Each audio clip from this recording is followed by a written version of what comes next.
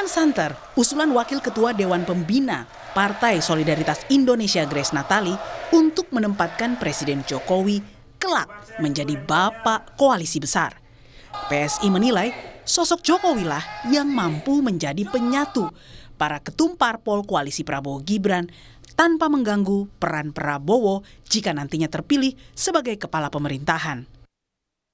Nah, kenapa Pak Jokowi? Karena dalam pandangan kami kan begini kira-kira.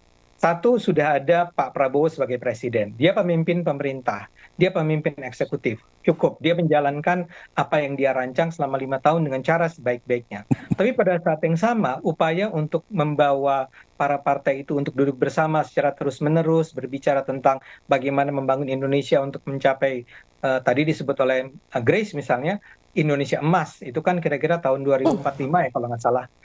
Itu gimana caranya? Nah, kalau bisa memang kita berharap partai-partai besar ini mau ya berbesar hati untuk duduk bersama-sama, untuk bilang yuk kita kerjasama, kita koalisi, kita nggak berantem-berantem terus ya, untuk mencapai kemajuan Indonesia. Kurang lebih Mas Budi idenya semacam itu. Ide PSI ini dinilai pakar hukum tata negara UGM sebagai bentuk mengubah sistem presidensial menjadi nuansa otoritarianisme baru. Saya selalu ingatkan, kalau kita menggunakan sistem presidensil, lalu koalisinya terlalu besar pendukung pemerintahan, godaan otoriternya tinggi. Godaan otoriter itu tinggi, itu yang kemudian harus kita ingatkan. Ya kan, nggak boleh dibiarkan. Kalau kemudian sekarang begitu misalnya Pak Prabowo dilantik tanggal 20 Oktober, lalu kemudian didorong lagi untuk membangun koalisi besar pendukung pemerintahan, menarik-narik namanya oposisi, dugaan saya atau kecurigaan saya jangan-jangan kita sedang menjerumuskan negara ini menuju ke arah otoritarian baru lagi. Usulan menjadikan Presiden Jokowi sebagai bapak koalisi besar memang diakui Golkar jadi pembicaraan dalam internal parpol koalisi pengusung Prabowo Gibran. Namun benarkah usulan soal peran Jokowi ini sebatas menjadi ketua koalisi besar tanpa ada tendensi mengganggu kewenangan seorang kepala negara kelak? Tim Liputan Kompas TV. Menjadikan Jokowi sebagai bapak koalisi besar terus menjadi polemik. Sejauh mana saudara peran Jokowi nanti usai tak lagi jadi presiden menjadi bayang-bayang dalam kepemimpinan yang baru? Kita akan perbincangkan hal ini. Sudah bergabung bersama kami di Kompas Petang ada politisi PSI Bung Ade Armando dan juga ada pengamat politik Ikrar Nusa Bakti. Selamat sore Bung Ade dan juga Prof Ikrar. Selamat sore, Nilo. Ya, sehat selalu. Saya ingin ke Bung Ade dulu. Bung Ade, ini ide soal menjadikan Pak Jokowi sebagai pemimpin koalisi besar, ini memang dalam rangka untuk mencarikan posisi baru begitu ke Pak Jokowi nanti kalau udah pensiun? Ya nggak gitu lah, masa mencarikan posisi baru. Kesian amat Pak Jokowi ya. Nggak, jadi gini dulu. Jangan juga bayangkan bahwa yang ada dalam benak kami adalah agar Pak Jokowi menjadi semacam bayang-bayang dari kepala negara atau dari presiden, yaitu Pak Prabowo ya. Dan jangan bayangkan bahwa apa yang kami usulkan ini adalah sebuah barisan nasional atau koalisi besar yang berada di dalam pemerintahan saat ini. Tentu saja tidak begitu ya. Ini kan persoalannya adalah bahwa pada saat kita sudah sepakati bahwa Pak Prabowo akan menjadi presiden kita ya, walaupun barangkali belum semua pihak bisa menerimanya. Cuma hampir pasti beliau akan menjadi presiden kita bersama.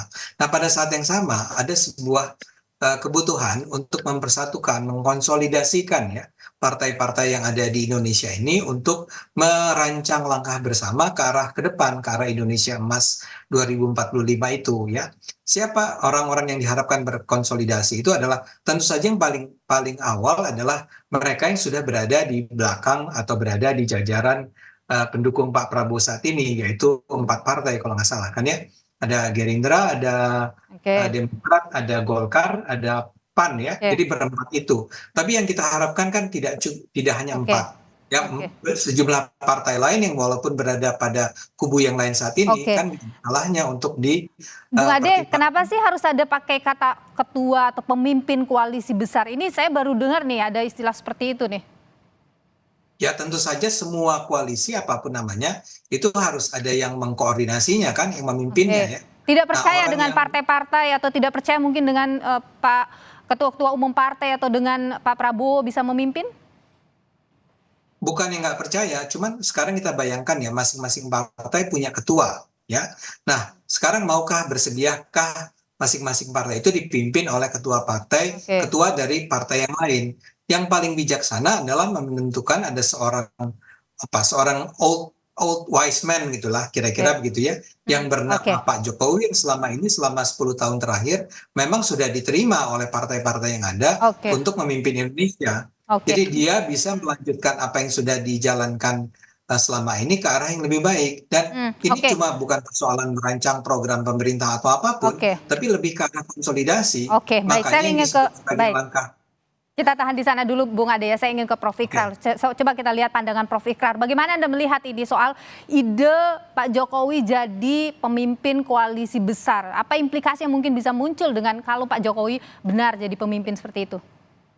Yang jelas ya, koalisi besar itu seperti apa gitu kan. Itu kalau kita tahu bahwa itu pernah juga terjadi di era SBY ya, tapi itu pun tidak kemudian, apa namanya itu membutuhkan sebuah koalisi besar yang kemudian, bisa berpengaruh terhadap jalannya pemerintahan. Karena kita tahu di era Pak SBY sendiri ya, itu di antara partai-partai politik itu kan kenapa dibuat koalisi besar karena memang waktu itu ada anggota koalisi yang waktu itu masih nakal gitu, nakal dalam artian yang membuat ketika Presiden SBY membuat suatu kebijakan dan itu ternyata tidak diikuti oleh partai-partai ini ya di dalam misalnya parlemen begitu kan, maksudnya ada yang kemudian masih misalnya berpendapat atau mendukung oposisi pada saat itu dan sebagainya. Dan kalau kemudian koalisi besarnya itu Bung Ade katakan tadi namanya Barisan Nasional, itu juga saya juga heran juga ya, karena ini ide dari Bung Jeffrey Giovanni yang kemudian saya lihat ini kok namanya seperti Barisan Nasionalnya di Malaysia ya, yang kemudian itu menggabungkan antara unsur-unsur politik yang berasal dari misalnya orang Melayu, kemudian orang India dan juga orang Cina yang ada di Malaysia pada saat itu ya. Oke. Nah kita kan sistem kepartian kita kan tidak didasari oleh puak-puak semacam itu ya, itu satu. Kedua, kalau misalnya Pak Jokowi menjadi ketua koalisi, mau tidak mau dia harus menjadi ketua umum partai gitu kan. Oke. Sebab kalau dia bukan orang partai, lalu posisinya sebagai apa?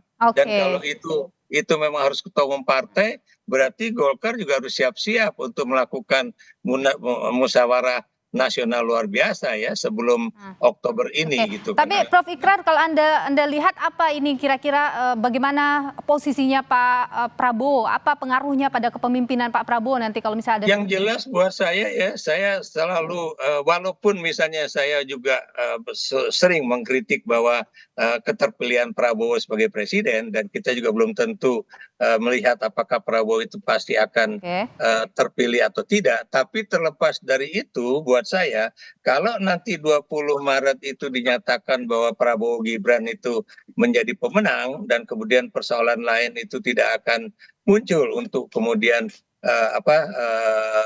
meniadakan kemenangan itu buat saya beliau harus dihormati sebagai seorang presiden pemenang ya.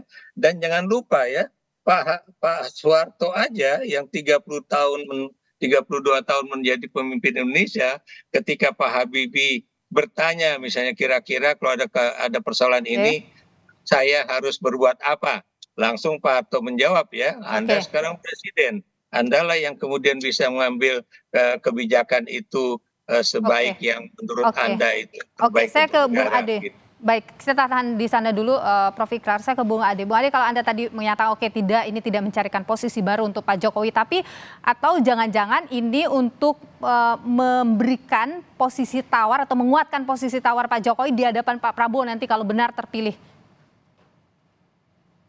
Ini bahkan gagasan ini sudah sempat dibicarakan sudah dibicarakan dengan Gerindra dan saya tidak tahu persis apakah Pak Prabowo terlibat di dalam pembicaraan tersebut. Tapi ini adalah bukan sesuatu yang dilakukan secara rahasia, secara underground. Inilah sesuatu yang dibicarakan secara terbuka. Jadi jelas jangan sampai kemudian timbul sebuah persepsi yang salah bahwa yang terjadi adalah semacam perseteruan gitu ya. Perbedaan antara kubunya Pak Jokowi dengan kubunya Pak Prabowo. Enggak, ini adalah sebuah kerja bareng kok, kerja Jadi Gerindranya konsolidasi setuju bersama. juga dengan hal seperti ini?